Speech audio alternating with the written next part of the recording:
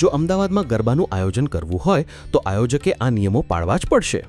એએમસીના fire વિભાગે નવરાત્રિના સંદર્ભમાં સ્ટાન્ડર્ડ ઓપરેટિંગ પ્રોસિજર બહાર પાડી છે, જેનો દરેક ગરબા આયોજકે ફરજિયાત અમલ કરવાનો રહેશે। ફાયર વિભાગે 32 મુદ્દાની એસઓપી જાહેર કરી છે, જે મુજબ ગરબા આયોજકે ફાયર સેફટી સર્ટિફિકેટ મેળવવા માટે ઓનલાઈન અરજી કરવાની રહેશે। અરજી કર્યા પછી ઇવેન્ટ શરૂ થવાના 3 દિવસ પહેલા તેની hard copy Jamalpur fire station ખાતે જમા કરાવવાની રહેશે। આટલું જ નહીં, ગરબા આયોજકે આયોજનના સ્થળે બહાર નીકળવા માટે 2 ઇમરજન્સી એક્ઝિટ રાખવી પડશે। આ પ્રક્રિયાનું પાલન નહીં કરનારા આયોજકોને મંજૂરી આપવામાં નહીં આવે। આયોજકોએ માત્ર ફાયર વિભાગ જ નહીં, પરંતુ પોલીસ, ટ્રાફિક વિભાગ અને મ્યુનિસિપલ કોર્પોરેશનના અન્ય સંબંધિત વિભાગો પાસેથી પણ જરૂરી મંજૂરી લેવી પડશે। ત્યારે ચાલો જોઈએ આ એસઓપીની મહત્વની જોગવાઈ કઈ કઈ છે।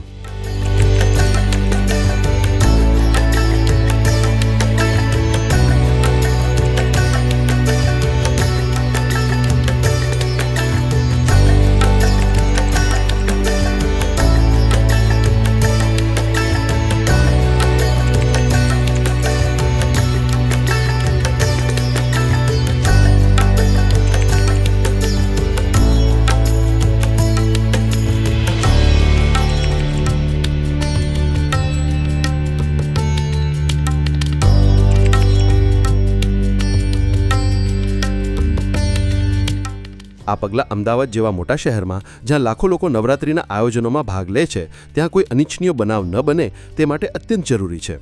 આયોજકોએ આ નિયમોનું ફરજિયાત પાલન કરવાનું રહેશે।